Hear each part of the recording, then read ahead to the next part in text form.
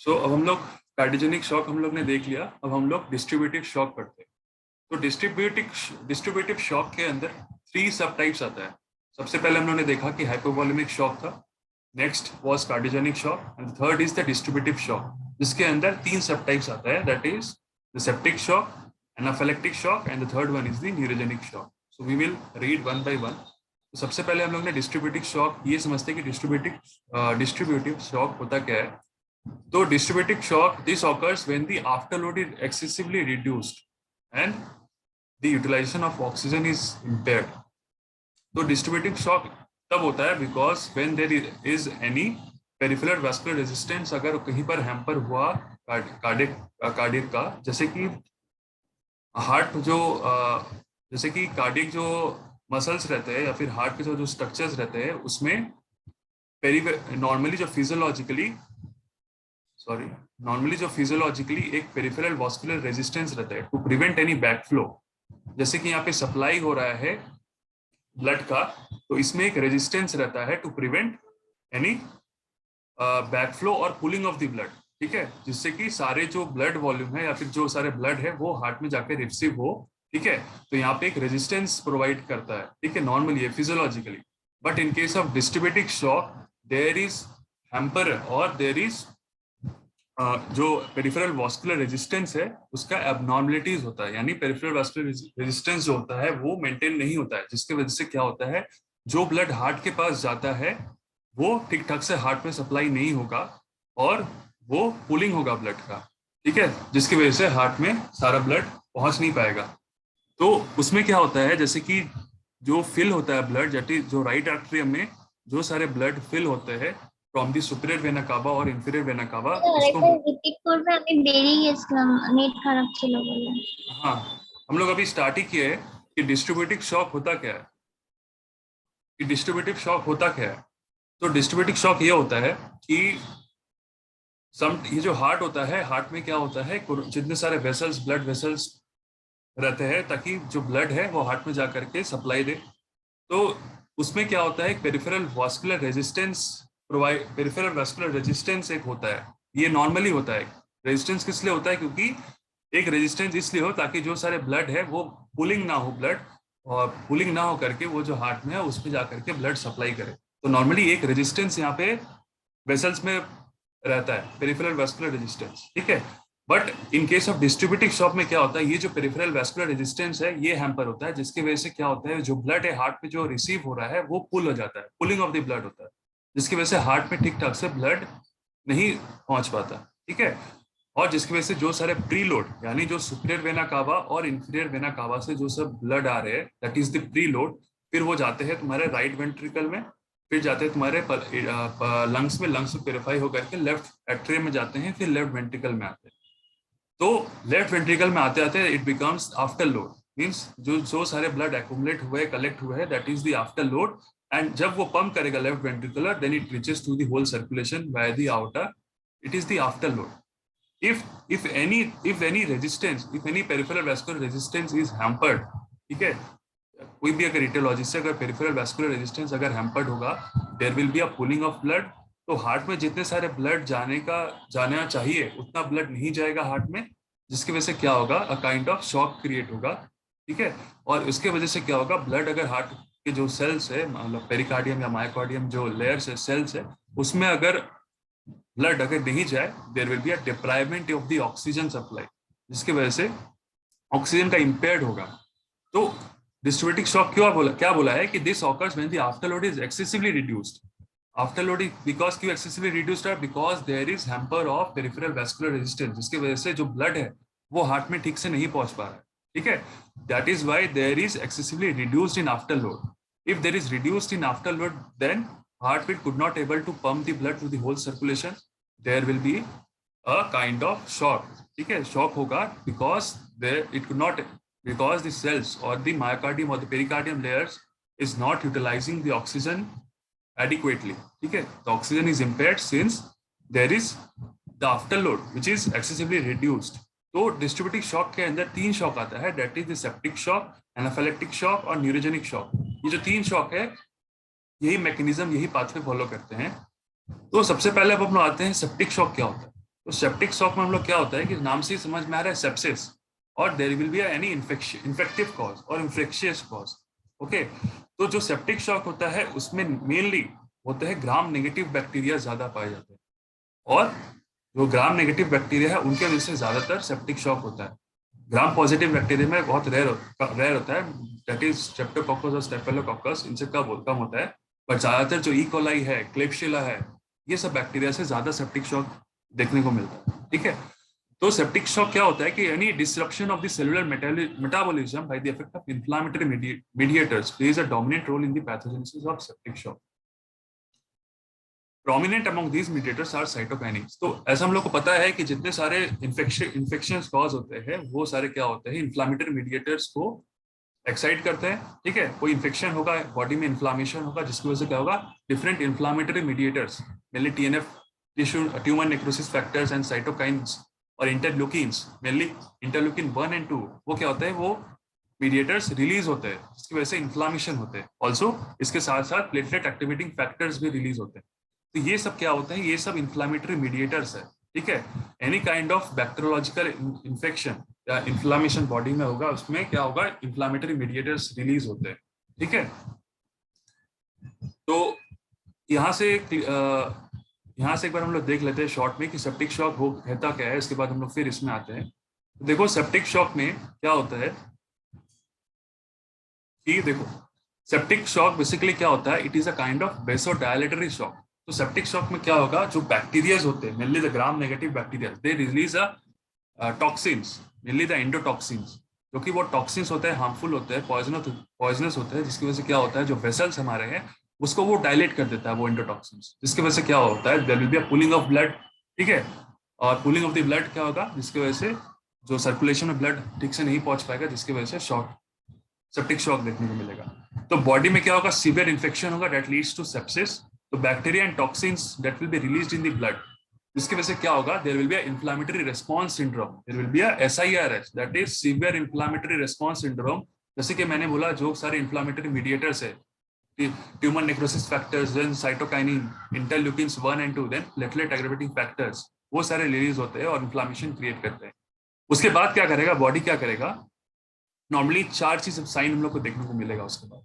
तो any of the 2 signs, greater than 2 signs will be will be will be called as SIRS, severe inflammatory response syndrome. तो हम लोग SIRS कब बोलेंगे, जब हम लोग को ये जो 4 क्राइटेरिया है, इसमें से 2 से ज्यादा अगर क्राइटेरिया फुलफिल हो जाता है, देन उसको हम लोग SIRS बोलते हैं। ठीक है, तो उसमें क्या हम लोग को देखने को मिलेगा, इन केस ऑफ सेप्टिक शॉक में या इन केस ऑफ SIRS में, heart rate greater than 90, respiratory rate जो होगा it will be greater then 20। ठीक है, नॉर्मल होता है 13 to 18 और 14 to 20 आसपास, बट इसमें क्या होगा, ग्रेटर देन 20 होगा। टेम्परेचर क्या होगा, it will be greater than 38 degree celsius और it will be less than 36 degree celsius. ठीक है, 30 डिग्री जब सेल्सियस होगा, उसमें ज्यादा टेम्परेचर मिलेगा, फर्दर ऑन उसमें क्या होगा, कोल्ड एंड क्लैमी स्किन बाद में देखने को मिलेगा। WBC काउंट, जो TLC काउंट होता है, it will be raised greater than 14,000 TLC count, that is WBC count. इसमें नॉर्मली जो होते हैं 4,000 से 10,000 या 11,000 के आसपास WBC काउंट होता है। ठीक है, उसके बाद क्या होगा, ये जो इन्फ्लेमेटरी रिस्पांस सिंड्रोम है उसमें क्या होगा, उसके बाद सीवियर सेप्सिस होता है। सेप्सिस में क्या होगा, देयर विल बी इन्फेक्शंस बहुत ज्यादा होने लग जाएंगे, जिसकी वजह से क्या होगा, सेप्टिक शॉक हो जाएगा। लास्ट में क्या होगा, वेसोडायलेटरी इफेक्ट देखने को मिलेगा, जिसकी वजह से शॉक होगा।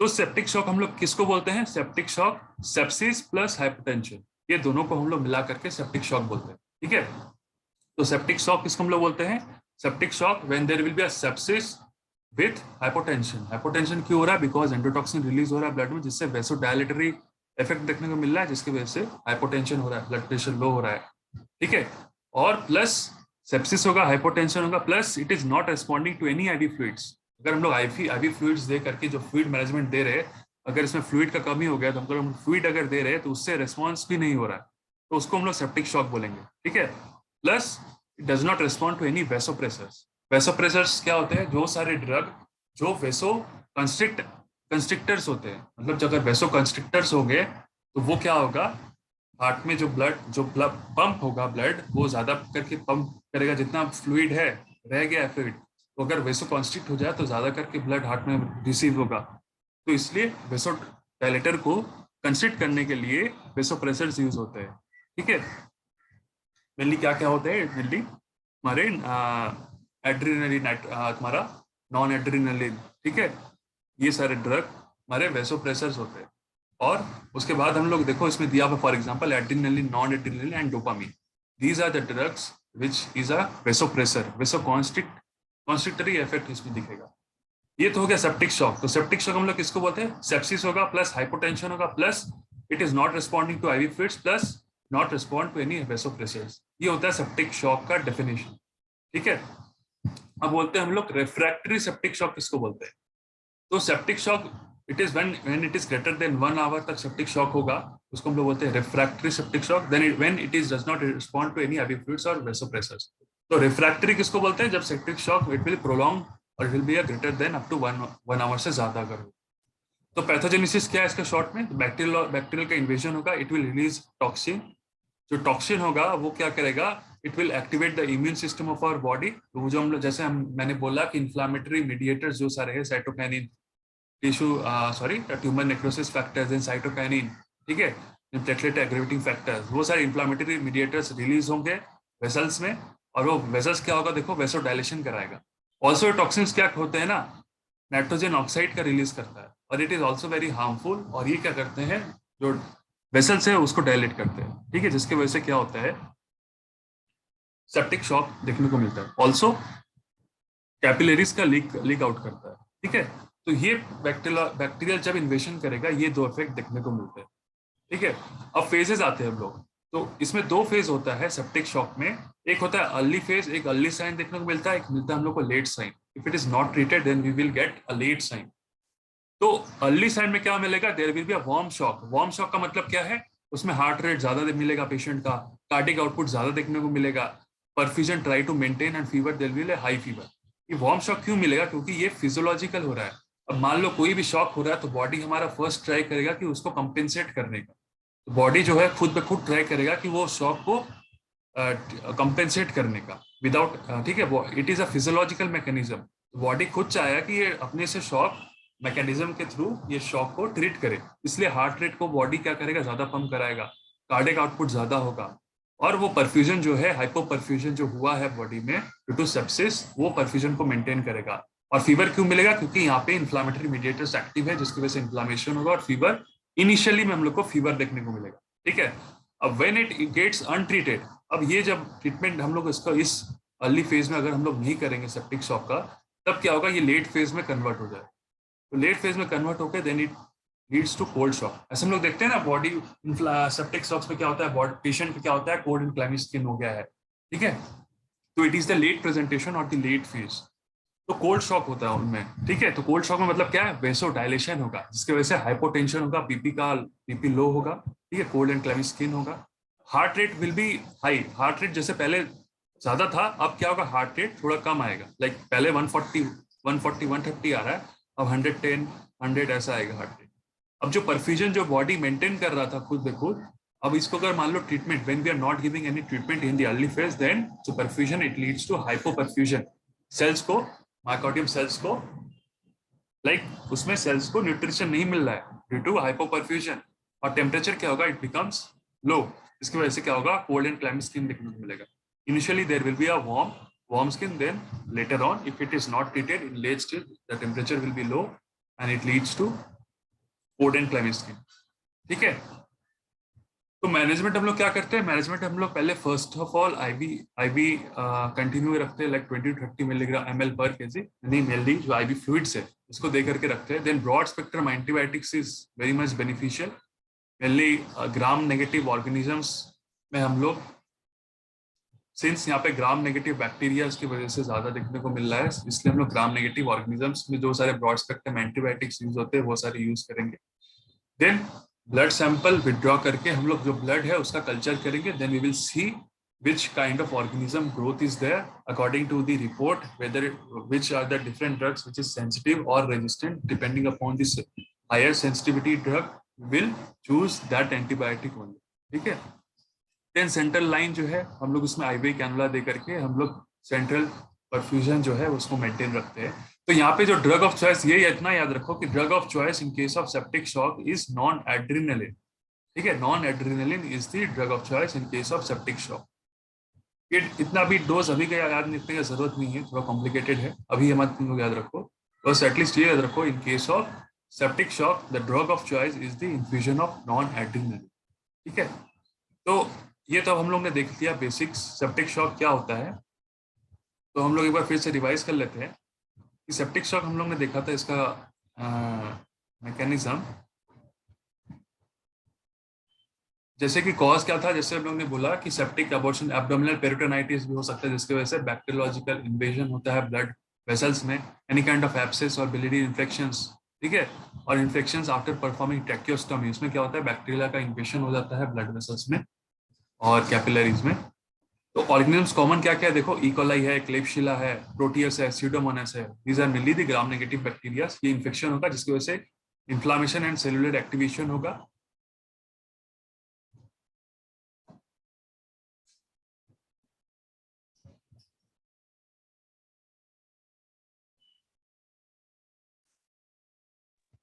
দাদা শুনতে পাচ্ছি না। लास्ट कहाँ तक सुने, लास्ट कहाँ तक सुनाई दिया? कोई इन्फेक्शन हो फिर। হ্যাঁ ইনফেকশন। यही से ना? হ্যাঁ দাদা।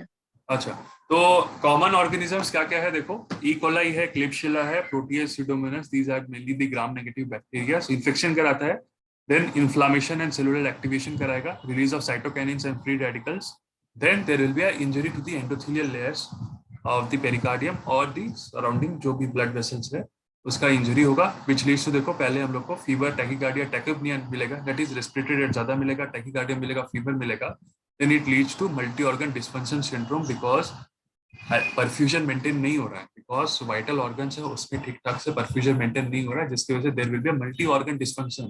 ठीक है, इट लीड्स टू शॉक। देखो क्लिनिकल फीचर्स यहाँ पे दिया हुआ है, early warm shock that is red shock यहाँ पे बोला बताया है, and the late cold shock that is the white shock इसमें बताया। ठीक है, तो ये इरिवर्सिबल होता है व्हाइट शॉक और लेट कोल्ड शॉक, और वार्म शॉक जो होता है दैट इज रेड शॉक, इसमें हम लोग को ट्रीटमेंट देना है। ठीक है, अगर ये स्टेज में अगर पेशेंट आ जाए लेट शॉक प्रेजेंटेशन लेकर के, देन पेशेंट का फेटिलिटी रेट बहुत हाई रहता है, मोर्टेलिटी रेट भी बहुत हाई रहता है। तो देखो इसमें वेसोडाइलेशन होता है, increase BP, cardiac output, pulse भी ज्यादा मिलता है, जैसे हम लोग ने डिस्कस किया पहले, स्किन वार्म मिलता है, पिंक और परफ्यूज मिलता है, fever alternate with bout of chills देखने को मिलता है। लेट कोल्ड शॉक में देखो MODS, multi organ dysfunction syndrome, respiratory failure, cyanosis देखो मिल रहा है, पेरिफेरी जो होता है ब्लूइश डिस्कलरेशन हो जाता है because lack of tissue perfusion, oxygen supply नहीं मिल रहा है। ठीक है, लिवर फेलियर भी मिल रहा है, लिवर में देखो मेजर्स देखो, अब सारे ऑर्गन्स का इन्वॉल्वमेंट हो रहा है, liver failure, there will be cardiac depression, pulmonary oedema, hypoxia, drowsiness and coma. ठीक है, पेशेंट का सारे इलेक्ट्रोलाइट्स डिसबैलेंस हो जाते हैं, सोडियम पोटेशियम से डीरेंज हो जाते हैं, जिसकी वजह से फर्दर ऑन डेथ होता है। ठीक है, इतना क्लियर हुआ सबको आई होप। अब आते हैं ट्रीटमेंट में। ट्रीटमेंट में जैसे हम लोगों ने डिस्कस किया, नॉन एड्रेनालिन इज दी, देखो non adrenaline is the drug of choice. तो इन्फ्यूजन नॉन एड्रेनालिन देते हैं because is a kind of vasopressor, constrict करेगा। ठीक है, to maintain the BP and urine output. Urine output सही से नहीं होगा, अगर यूरिन आउटपुट हाइपोवॉल्यूमिया या फिर हाइपोपरफ्यूजन हुआ, it will affect the kidney, renal system. Critical care and oxygen and ventilatory support, appropriate antibiotics also we have to give depending upon the culture and sensitivity for the antibiotics have to do। Blood का हम लोग culture भेजते हैं, bile और urine, pulse का हम लोग culture भेजेंगे। ठीक है, जहाँ का इन्फेक्शन होगा।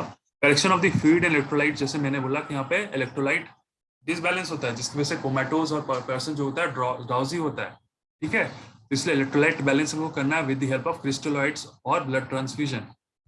ठीक है, ये हो गया हमारा complete, that is septic shock. ठीक है, अब हम लोग आते हैं नेक्स्ट एनाफाइलेक्टिक शॉक, क्योंकि बहुत इंपॉर्टेंट है। एनाफाइलेक्टिक शॉक किसको हम लोग बोलेंगे, it also comes under distributive shock. तो एनाफाइलेक्सिस जो एनाफाइलेक्सिस या एनाफाइलेक्टिक शॉक होता है वो क्या होता है देखो, तो इसमें वही बताया है कि डिस्ट्रीब्यूटिक शॉक इसको बोलते हैं, inadequate perfusion due to maldistribution along the tissue. तो एनाफाइलेक्टिक शॉक देखो इटियोलॉजीज क्या क्या होते हैं। तो एनाफाइलेक्सिस का इटियोलॉजी जैसे ड्रग होता है, एलर्जेंस होते हैं, फूड की वजह से कभी कभार होता है, क्लोथ्स या वेदर के, कभी कभार वेदर चेंज होने की वजह से क्या होता है, एनाफाइलेक्सिस देखने को मिलता है। ठीक है, और जितने सारे हमारे एलर्जेंस है वो अगर बॉडी में, या फिर वो अगर किसी कारण बॉडी में इन्वेट करते हैं, वो एक हाइपर सेंसिटिविटी रिएक्शंस दिखाते हैं, जिसकी वजह से further on if it remains untreated then further anaphylaxis shock होने का चांसेस रहता है। तो ये सारे कॉज है, drugs, allergens, foods, cloth, weather. तो पैथोफिजियोलॉजी क्या है, देखो कभी कभार क्या होता है, ब्लड ट्रांसफ्यूजन के वजह से भी एनाफिलैक्सिस होता है। That is why blood transfusion से पहले हम लोग सारे चेक कर लेते हैं, ब्लड ग्रुप क्या है, RH कंपैटिबिलिटी क्या है, ठीक है। उसके बाद हम लोग ब्लड ट्रांसफ्यूजन कराते हैं, ठीक है। पेशेंट का हिस्ट्री लेते हैं, प्रीवियस ब्लड ट्रांसफ्यूजन में कुछ रिएक्शन हुआ था कि नहीं, कोई ड्रग हिस्ट्री है कि नहीं, जिसकी वजह से प्रीवियस ड्रग हिस्ट्री, ड्रग से भी होता है, बहुत सारे ड्रग ऐसे हैं जो हाइपर सेंसिटिविटी रिएक्शंस कराते हैं। सारे हिस्ट्री लेकर के हम लोग को मैनेज करना पड़ता है। तो इन केस देखो यहाँ पे क्या होता है, सबसे पहले दिस इज द हमारा IG सब है, IG है स्ट्रैंड से ये वाला। देखो यहाँ पे क्या हो रहा है, मास्ट सेल्स प्रेजेंट रहते हैं। अब ये जो एलर्जेंस है, ठीक है, एलर्जेंस अगर मान लो कि स्ट्रैंड में, that is the mast cells में अगर इन्वेड किए, तो वहां पे क्या होगा, after invasion from mast cells जो कि हिस्टामिन रिलीज कराते हैं, अगर एलर्जेंस अगर कॉन्टैक्ट होते हैं मास्ट सेल से, तो उसमें क्या होगा, एलर्जेंस रिलीज होगा हमारे बॉडी में। और जो एलर्जेंस होता है वो ब्लड वेसल्स में जाकर के इन्फ्लामेशन क्रिएट करता है, वेसो डायलेट करता है मेनली, ठीक है, जिसकी वजह से फर्दर ऑन शॉक का क्रिएट होता है, शॉक स्टेज डेवलपमेंट होता है। तो एलर्जेंस है, देखो ये हमारे मास्ट सेल्स में इन्वेड किया, ठीक है, जिसकी वजह से क्या हो रहा है, इन्फ्लामेटरी मीडिएटर्स रिलीज होंगे, mainly histamine, leukotrienes and cytokinins, जिसकी वजह से सारे इफेक्ट देखने को मिलते हैं, ठीक है। उसमें क्या क्या इफेक्ट दिखेंगे, देखो सारे सिस्टम में इफेक्ट दिखते हैं। स्किन में क्या होगा, रैशेज, इचिंग, रेडनेस देखने को मिलता है अगर एनाफिलैक्सिस हुआ तो, या फिर एलर्जिक रिएक्शंस हुआ तो। रेस्पिरेटरी सिस्टम में क्या होगा, there will be patient complain with sneezing, running nose और डिफिकल्टी इन ब्रीदिंग भी देखने को मिलता है। पेशेंट का क्या होता है, जो लंग्स है उसमें ब्रोंकोस्पाज्म हो जाता है, ठीक है, क्योंकि ये सारे इन्फ्लामेटरी मीडिएटर्स जो सारे हैं after releasing of the histamine, तो उसमें क्या होता है, ब्लड से जाकर के सारे सिस्टम में इफेक्ट दिखाते हैं। तो स्किन में हम लोग को रैशेज, इचिंग, रेडनेस मिलेगा। रेस्पिरेटरी सिस्टम अगर इन्वॉल्व हुआ तो sneezing, running knows, difficulty in breathing. इसलिए देखो जो सारे एस्थमेटिक पेशेंट्स होते हैं वो कभी कभार हिस्ट्री देते हैं कि एलर्जेंस का कांटेक्ट हो जाने की वजह से उनको क्या होता है, सांस लेने में दिक्कत होता है, ठीक है। तो इसलिए इसमें क्या होता है, ब्रोंकोस्पाज्म हो जाता है ड्यू टू एलर्जेंस की वजह से। डाइजेस्टिव सिस्टम में क्या होगा, देखो नौशिया, वॉमिटिंग और डायरिया का सिम्टम्स दिखने को मिलेगा। आई में क्या होता है, रेडनेस, इचिंग, सेंसेशन, लैक्रिमेशन, ठीक है। कार्डियोवैस्कुलर कोलैप्स भी हो सकता है, पेशेंट कैन फेंट ऑल्सो, हाइपोटेंशन होता है, टैकीकार्डिया होता है, ठीक है, टेम्परेचर ज्यादा मिलता है, ठीक है, hypotension, tachy, shivering, patient can also present with shivering, because यहाँ पे क्या होता है, हाइपर सेंसिटिविटी रिएक्शंस देखने को मिलते हैं। Hypersensitivity reactions total 4 types के होते हैं, type 1, type 2, type 3 and type 4। Type 4 is the most fatal one, there will be a severe inflammatory reaction, it can life threatening also, ठीक है। तो बेसिकली हम लोग क्या हो रहा है, यहाँ जो हिस्टामिन रिलीज होता है, तो हिस्टामिन रिलीज को हम लोग को यहाँ पे बंद करना है। That's why we use like cetirizine और मोंटेलुकास्ट, ठीक है। ये सारे क्या होते हैं, हिस्टामिन एंटागोनिस्ट होते हैं, जो क्या करते हैं, मास्ट सेल को स्टेबलाइज करते हैं, ठीक है, जिसकी वजह से जो रिलीज है हिस्टामिन को प्रिवेंट करते हैं रिलीज होने से। इसलिए हम लोग बहुत सारे ड्रग यूज करते हैं, ठीक है। अब हम आते हैं मैनेजमेंट पे। एनाफिलैक्टिक शॉक का मैनेजमेंट हम लोग कैसे करते हैं, प्रॉपर हिस्ट्री, जैसे मैंने बोला प्रॉपर हिस्ट्री लेना है, ठीक से हिस्ट्री लेना है, एनी एलर्जेंस, ड्रग एलर्जी है या नहीं है। Avoid a remove of any allergens entry, जहाँ पे मान लो एलर्जेंस से हम लोग को एलर्जी है उससे हम लोग को अवॉइड करना है, ठीक है। लाइफ सेविंग, जैसे इफ एनी ब्रोंकोस्पाज्म हुआ तो रिससिटेशन पेशेंट को करना है, ऑक्सीजन सप्लाई देना है, इंटूबेट करना है, एंडोट्रैकियल ट्यूब, ठीक है, वेंटिलेटर सपोर्ट भी देना है। अगर पेशेंट फर्दर ऑन डिटोरिएट किया तो फर्दर ऑन हम लोग को इंटूबेशन भी देना पड़ सकता है। IV फ्लूइड्स भी दे करके रखना है in case if any BP का, अगर बीपी लो रहा, हाइपोवॉलीमिया अगर हुआ यहाँ पे, ठीक है, तो इसका डोजेस क्या रहेगा, 15 to 20 ml पर kg ऑफ बॉडी वेट हम लोग को देना पड़ेगा, ठीक है। ड्रग्स में जैसे मैंने बोला, देखो एंटी हिस्टामिनिक ड्रग जैसे कि सेट्रेजिन और levocetirizine, these are anti histaminic drug, mainly 5 to 10 milligram के डोज में आता है, ठीक है। स्टेरॉइड्स भी हम लोग देते हैं मेनली, स्टेरॉइड जैसे hydrocortisone, if there any bronchospasm, steroids क्या करते हैं, इन्फ्लामेटरी मीडिएटर्स जैसे जितने सारे साइटोकाइन, ठीक है, टिश्यू ट्यूमर नेक्रोसिस फैक्टर्स है वो सारे को इनहिबिट करते हैं, ठीक है। इसलिए स्टेरॉइड्स देते हैं, ब्रोंकोस्पाज्म को प्रिवेंट करेंगे। एविल नाम का आता है इंजेक्शन, ठीक है, जो फेनिरामिन इसका कॉम्पोजिशन है, फेनिरामिन, ये क्या करता है, एनाफिलैक्सिस में ये इंजेक्शन यूज होता है। 1 एम्पल स्टैट डोज हम लोग को देना पड़ता है। तो देखो यहाँ पे जो ड्रग ऑफ चॉइस है, it is injection adrenaline. In case of shock में था हमारा नॉन एड्रेनालिन, बट यहाँ पे क्या सॉरी सेप्टिक शॉक में हमारा नॉन एड्रेनल था, और इन केस ऑफ हमारा तुम्हारा इसमें एनाफिलेक्टिक शॉक में injection adrenaline is the drug of choice. We have to give subcut dose around 0.1 to 0.3 ml dose में। जो सीवियर ब्रोंकोस्पैज्म है, it will prevent the severe bronchospasm. ठीक है, तो अब हम लोग देख लेते हैं, जैसे हम लोग देखा है एनाफिलेक्टिक शॉक, तो हम लोग यहाँ पे एनाफिलेक्टिक शॉक का ऐसे प्रिवेंट करते हैं। तो देखो यहाँ पे दिया ही हुआ है, एनाफिलेक्टिक शॉक में it occurs due to exposure to any allergen of the patient is sensitive to कोलिन हो सकता है, फूड स्टफ हो सकता है, प्रिजर्वेटिव्स और सम फूड आर्टिकल्स हो सकता है। तो anaphylactic shock that occurs in hospital is usually due to some, hospital में जो सारे एनाफिलेक्टिक शॉक होते हैं किसलिए होता है, क्योंकि देखो पेनिसिलिन इंजेक्शन की वजह से भी हो सकता है। इसलिए हम लोग पेनिसिलिन इंजेक्शन देने से पहले, पुश करने से पहले हम लोग क्या करते हैं, पहले हम लोग टेस्ट, स्किन प्रिक टेस्ट करते हैं कि वेदर उससे रिएक्शन हो रहा है कि नहीं हो रहा है, क्योंकि पेनिसिलिन ग्रुप ऑफ ड्रग से शॉक होने के चांसेस, एनाफिलेक्टिक शॉक होने के चांसेस बहुत ज्यादा देखा गया है। तो एनेस्थेटिक से भी कभी कभार एनाफिलेक्टिक रिएक्शंस देखने को मिलते हैं। तो their antigen will be combined with the Ig of the mast. जैसे मैंने बोला, जो मास्ट सेल है उसका जो एंटीजन है वो मास्ट सेल्स ऑफ आईजी जो स्ट्रैंड है उससे वो कंबाइन होकर के रिलीज ऑफ हिस्टामिन रिलीज करते हैं, जिसकी वजह से further on slow release of substance of anaphylaxis जो कराते हैं वो हिस्टामिन रिलीज होते हैं, और वो क्या करता है, rash, bronchospasm, oedema, respiratory stress कराते हैं, जिससे शॉक होता है। तो ट्रीटमेंट वही है, फुट एंड को एलिवेट करेंगे ताकि सारे जो हमारे वाइटल ऑर्गन्स में सब ज्यादा परफ्यूजन ज्यादा मिले। एंटी हिस्टामिन जैसे एविल, क्लोरफेनिरामीन, ये सारे एंटी हिस्टामिनिक ड्रग है। मास्ट सेल्स को हमको जो हिस्टामिन रिलीज हो रहा है इसको रिलीज को हमको प्रिवेंट कराना है। कॉर्टिकोस्टेरॉइड जैसे हाइड्रोकॉर्टिसोन दे सकते हैं 100 मिलीग्राम, आईवी स्टैट डोज देते हैं हम लोग। ठीक है, to prevent inflammatory reactions. IV fluids जैसे आरएल, रिंगल लैक्टेट्स और एनएस सॉल्यूशन देते हैं। और ड्रग ऑफ चॉइस से मैंने बोला adrenaline is the drug of choice यहाँ पर है। 0.5 to 1 मिलीग्राम आईएम भी दे सकते हैं बोलस फॉर्म में। आईवी फ्लूइड्स में हम लोग चार्ज कर देते हैं अराउंड 0.5 to 1 mg आईएम, और क्या करते हैं 50 to 100 माइक्रोग्राम आईवी जो फ्लूइड्स है उसके अंदर बोलस में दे करके पेशेंट को बीपी जो है उसको मेंटेन करते हैं, क्योंकि यहाँ पे बीपी फॉल हो जाता है। ऑक्सीजन मेंटेन देते हैं, इफ एनी एंडोट्रैकियल इंटुबेशन और वेंटिलेटर्स रिक्वायर्ड तो ऑक्सीजन सपोर्ट भी हम लोग यहाँ पे देते हैं। ठीक है, तो ये खत्म हुआ हमारा एनाफिलेक्टिक शॉक। अब हम लोग आते हैं neurogenic shock, that is the last classification और the subtype of the distributive shock. तो न्यूरोजेनिक शॉक क्या होता है, ड्यू टू एनी ट्रॉमा का हिस्ट्री रहेगा पेशेंट का, यानी स्पाइनल कॉर्ड का इंजरी रहेगा। न्यूरोजेनिक से समझ में ही आ रहा है, due to involvement of neurons. ठीक है, ट्रॉमा का हिस्ट्री रहेगा, और कभी कभार देखा गया है स्पाइनल एनेस्थीसिया देने के बाद न्यूरोजेनिक शॉक होने का चांसेस बहुत हाई रहता है।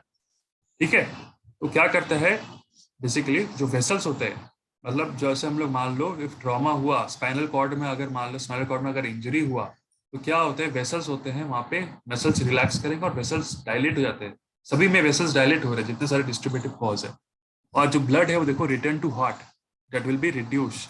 ठीक है, इसकी वजह से हाइपोटेंशन होगा, न्यूरोजेनिक शॉक होगा। तो न्यूरोजेनिक शॉक में एक एंजाइटी, फियर, स्पाइनल कॉर्ड का इंजुरी, ट्रॉमा, स्पाइनल एनेस्थीसिया, ये सारे का हिस्ट्री रहता है। हिस्ट्री देखो, trauma, hypotension, cold and clammy skin भी मिलेगा, हार्ट रेट नॉर्मल भी हो सकता है, कम भी हो सकता है, ज्यादा भी हो सकता है।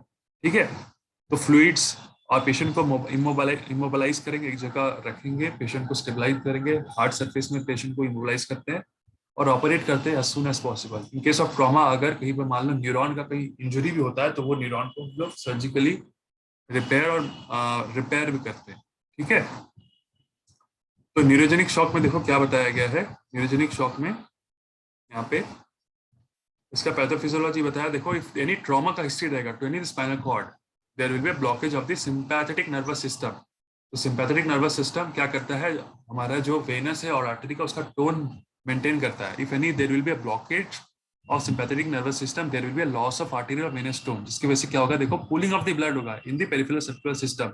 जितने सारे पेरिफेरीज है उसमें ब्लड का पुलिंग होता है, जिसकी वजह से जितने सारे वाइटल ऑर्गन्स है उसमें ब्लड सही से सप्लाई नहीं होता, जिसकी वजह से there will be a cardiac output fall और there will be a decrease in afterload. देख रहे हो, सब में डिस्ट्रीब्यूटिव शॉक का ही मैकेनिज्म आ रहा है, जिसकी वजह से शॉक होता है।